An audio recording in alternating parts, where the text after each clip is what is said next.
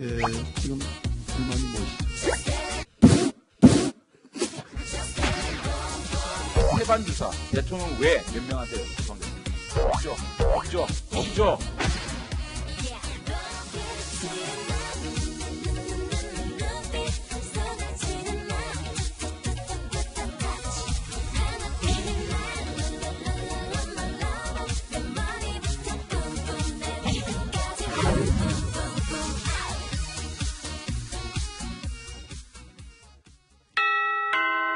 네, 모처럼 스튜디오에 또 띵똥이라는 벨이 울렸는데, 네.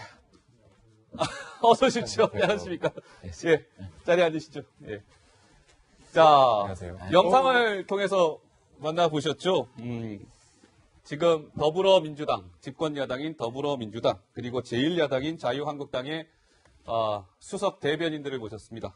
더불어민주당의 박범계 수석 대변인, 자유한국당의 장제원 수석 대변인과 지금부터 말씀을 나눠보도록 하겠습니다. 안녕하십니까? 네, 반갑습니다. 안녕하세요. 안녕하세요. 명절 잘들 보내셨습니까?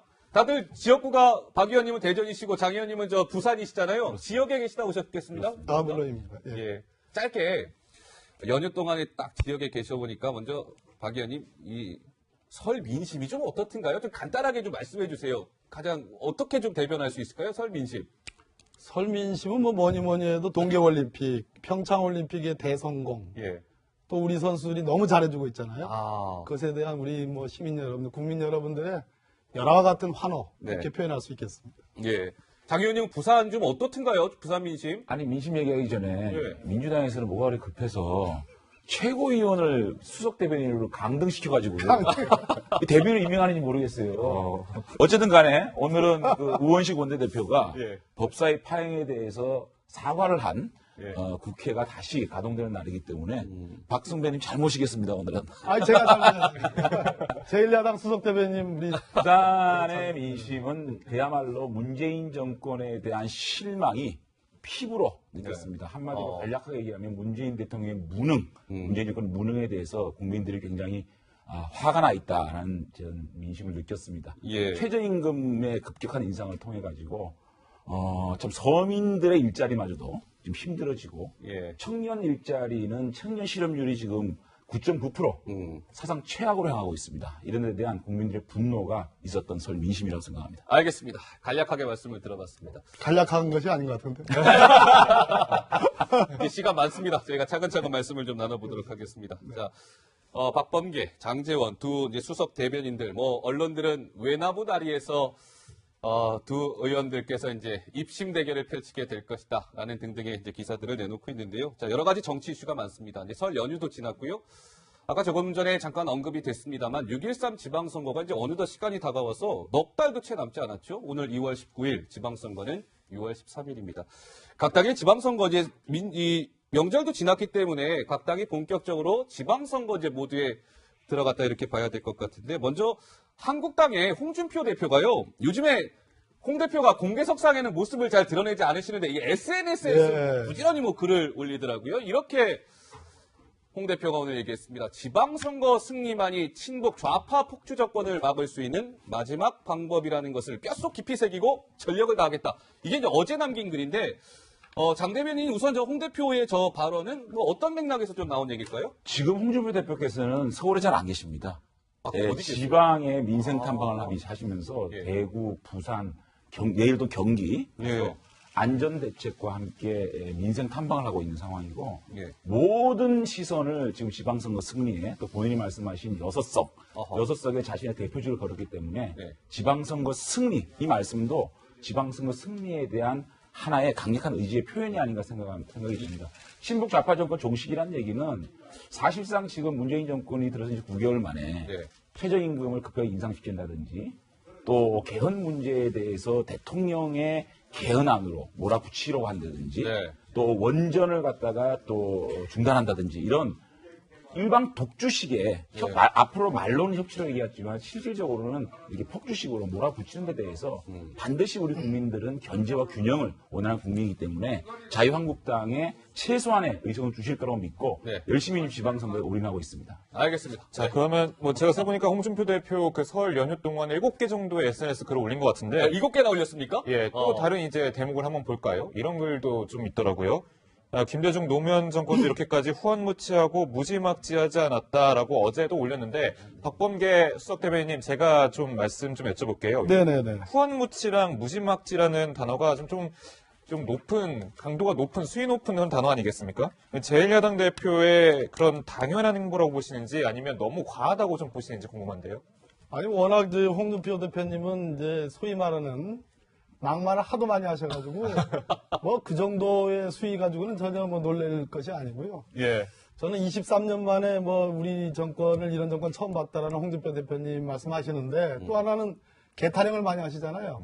충견, 맹견, 심지어 사냥개 이렇게 올해 개의했는데 개띠했는데 이렇게 개를 이렇게 미워하시는지 모르겠어요. 네. 그런데 저도 홍준표 대표님은 23년 정치했지만 저는 한 13년 했습니다.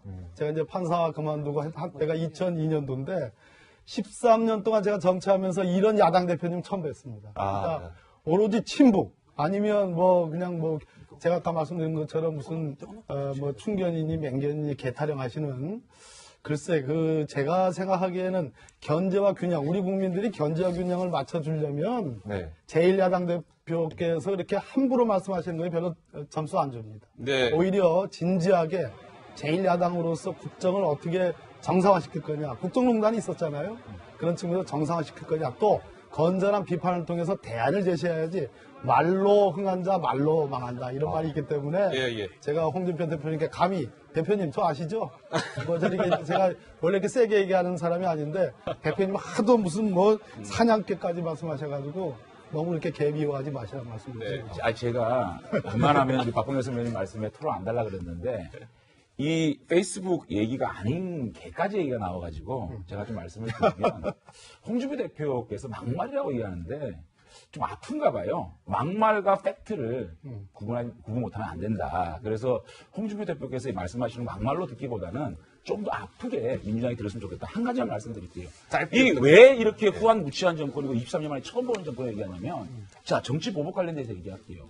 적폐청산을 노무현 정부에서는 그래도 법률에 근거해서 했습니다. 네. 과거사 청산위원회라는 법률에 근거해서 지금 적폐청산을 하고 있지 않습니까? 근데 문재인 정권은 법률에 근거하지도 않고 각 부서의 훈령을 가지고 국정원 개혁위원회를 만들어가지고 메인 서버를 까고 이렇게 거의 불법에 가까운 이 청산을 하고 있기 때문에 저희들이 23년 만에 처음 보는 정권이라고 얘기하는 겁니다. 네.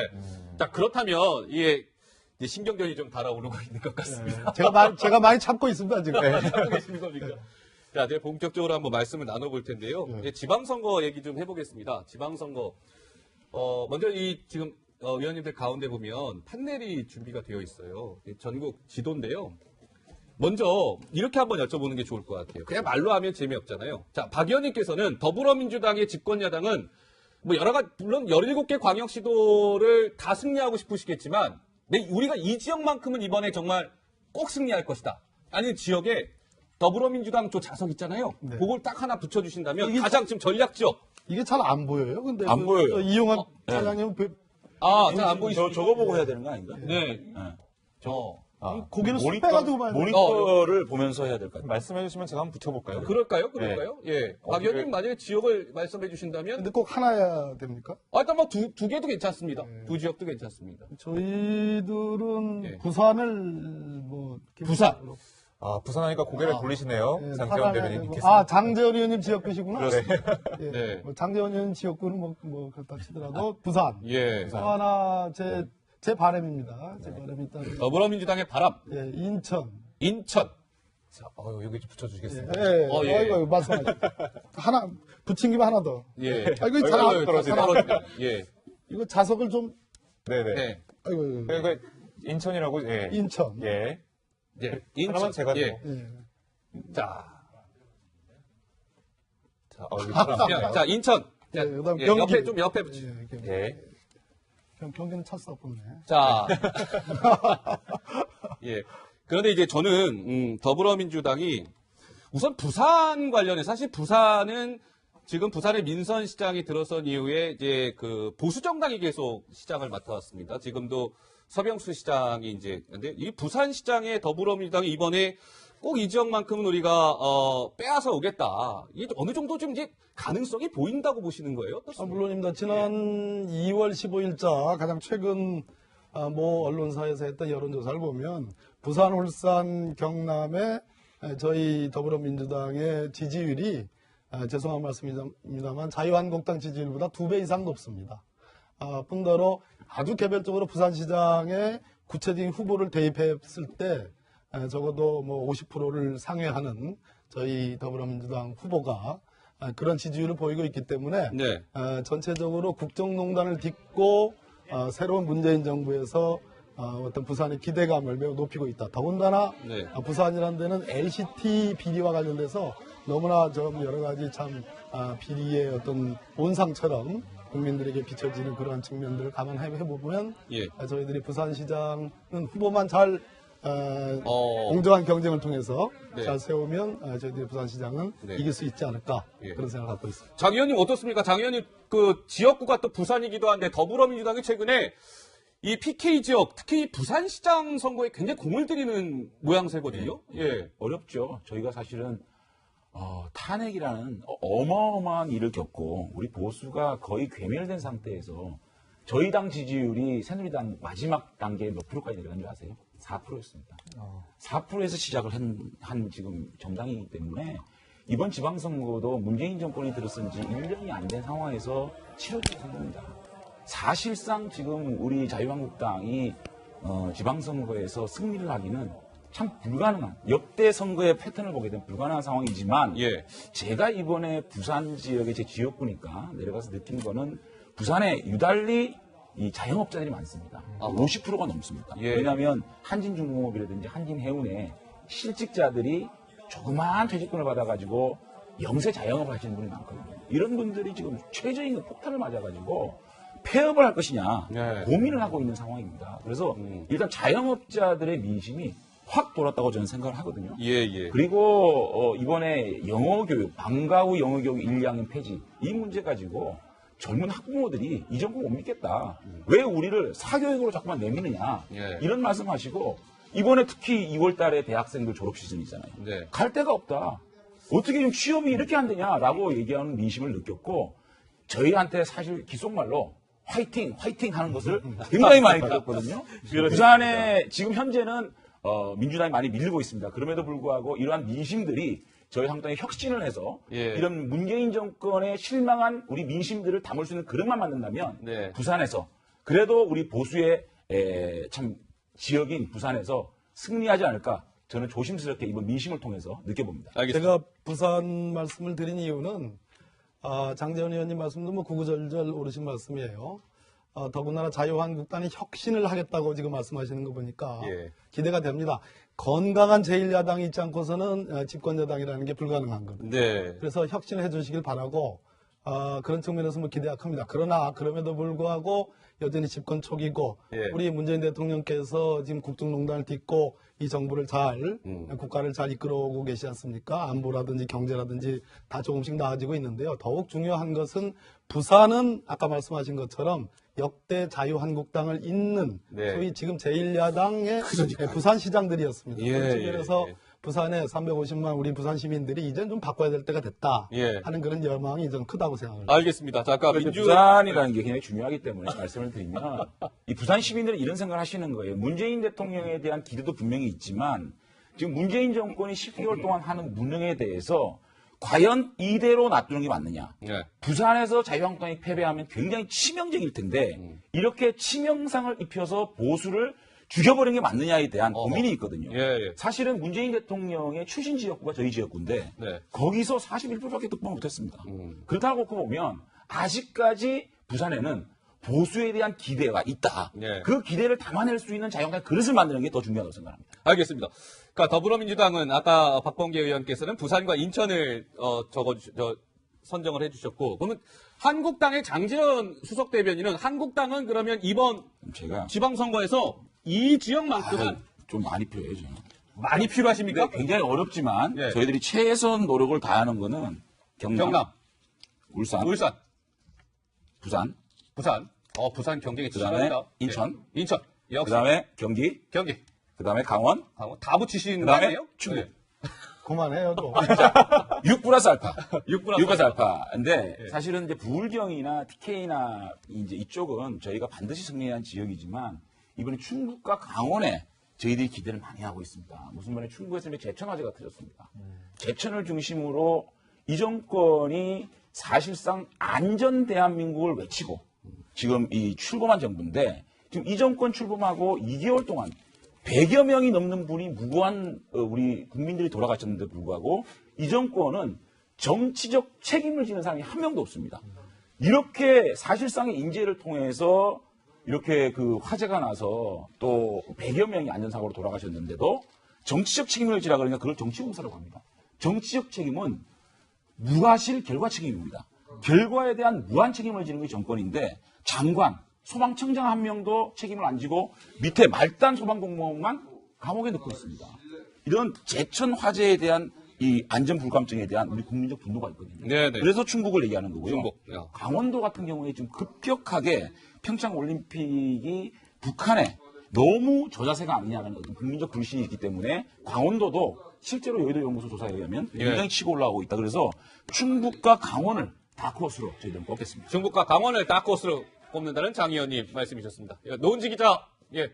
그런데 장제원 수석 대변인은 이 지역은 우리 거다라고 생각하셨는지 자석을 붙이지 않으셨는데요. 사실은 지방선거에서 뜨거운 감자로 떠오른 곳이 바로 대구인데 대구. 한국당에서 대구 뺏기면 당 문 닫아야 된다 뭐 이런 얘기를 홍준표 대표가 했더니 민주당이 실제로 대구시장에 후보 잘 내서 실제로 문 닫게 만들자 이런 얘기를 했잖아요. 여기에 대해서는 좀 대책이 있으셔야 되는 거 제가 아닙니까? 대구와 경북은 네. 모자라서 안 붙였어요. 모자라요 이게 지금 빨간색이. 파란 걸 좀 빌려줘. 네, 사실은 저는 이번에 청와대에서 원내대표단하고 대통령께서 모여가지고 TK를 뭐 문 닫게 해야 된다 이런 얘기를 하는 걸 들어보고 야 청와대에서 앞으로 협치를 하면서 참 악수하면서 뺨 때리는 정권이구나. 악수하면서 뺨 때리는 정권이다. 악수하면서 뺨 때리는 아니 보십시오. 이게 청와대에서 이 원내대표단이라는 거는 저희 원내대표단과 서로 협상하고 대화 나누는 루트자, 이 통로잖아요. 그런 사람들이 모여가지고 대구를 어떻게 하자? 저는 그런 거를 듣는 순간 대구 우리 시민들이 화낼 거다. 대구 부분은 저희들이 그렇게 지금 대구가 우리 보수의 심장입니다. 네. 이 심장이 이 저희들을 죽이지 않을 거다. 일단 저는 믿습니다. 두 가지의 좀 박 의원님, 반론을 좀 하고 싶은데요. 지금 우리 장제원 수석께서 이제 보수의 재건, 보수를 더 괴물시켜서는 안 된다.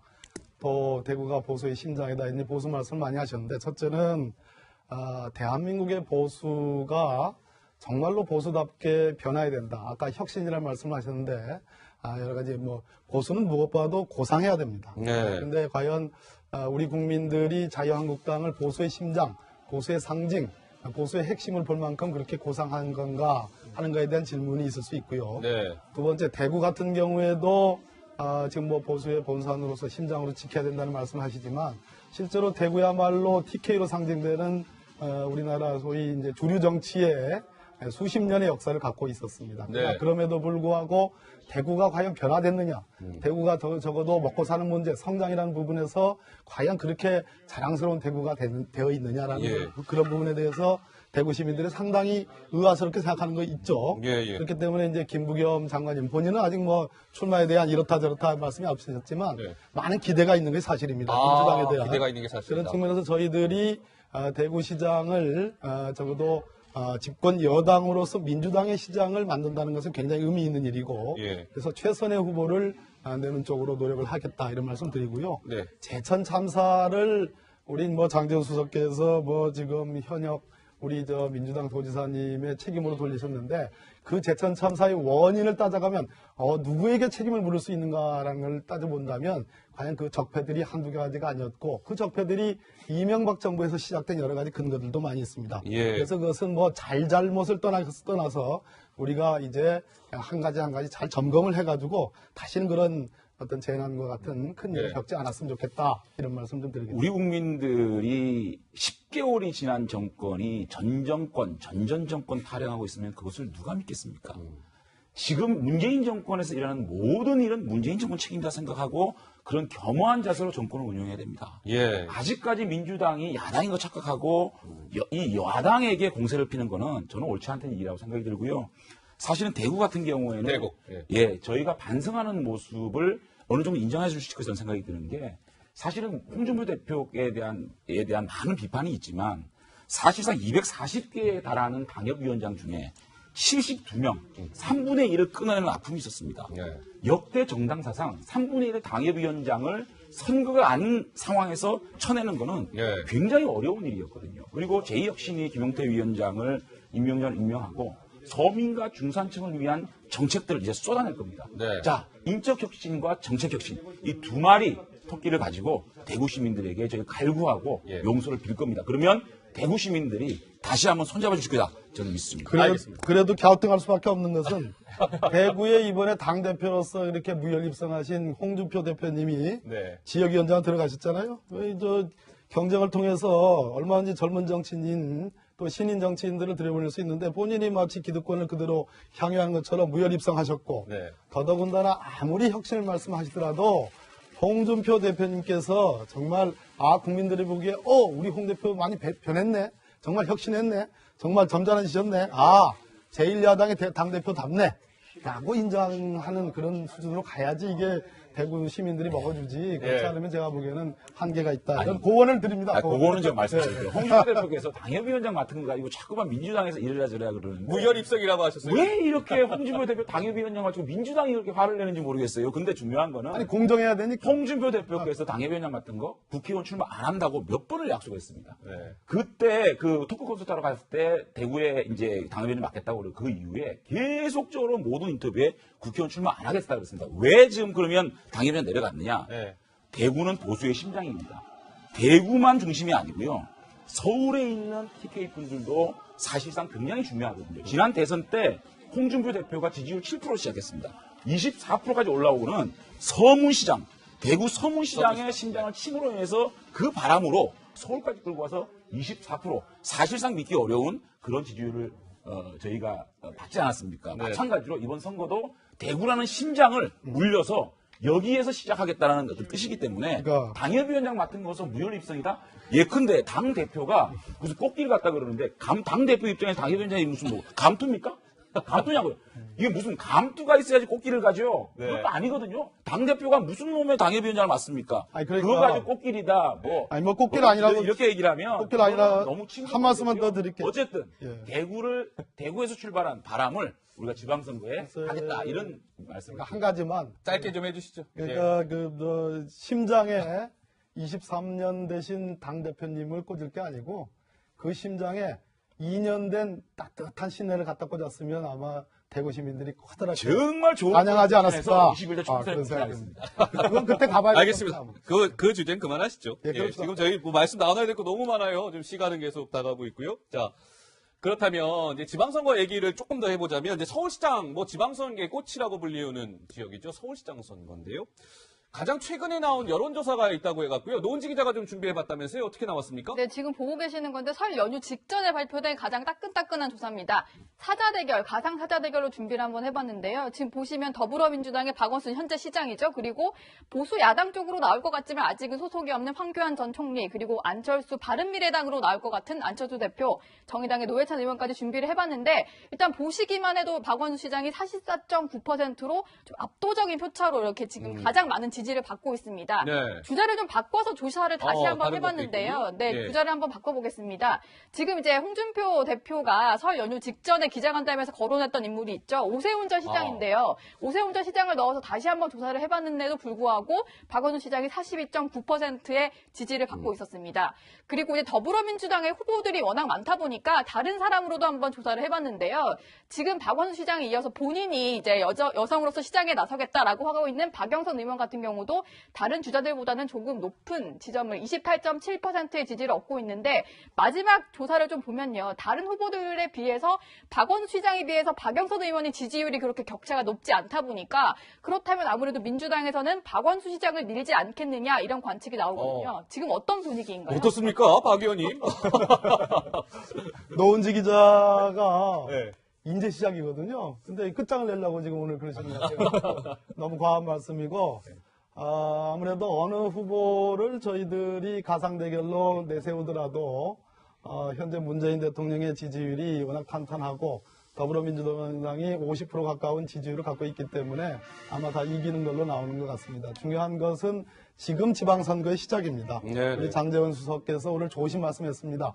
집권 여당이 겸손하게 그렇게 해야 된다. 우리 그런 생각 갖고 있습니다. 네. 지금에 나오는 이런 지지율에 안주하는 것이 아니라 1,000만 서울 시민들을 제대로 대변할 수 있는 그런 서울시장 후보를 내야 된다. 그러기 위해서는 지금 여러 의원님들이 지금 박원순 현직 시장님을 포함해서 경선을 하겠다.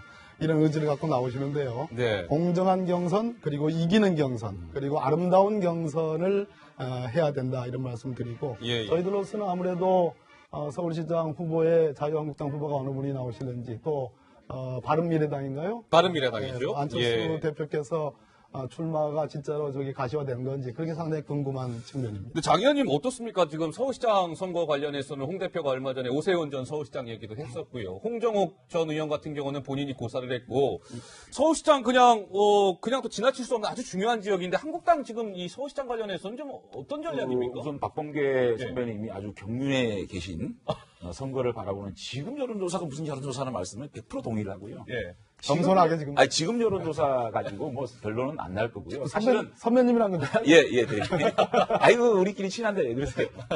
아니, 그러니까 이게 지금 그 서울시장 선거는 늘 힘들어왔습니다. 저희가 가장 인기 있을 때 오세훈 시장 이후로 박원순 시장이 시장 되신 이후로 서울시장 선거가 참 어려웠습니다, 사실은.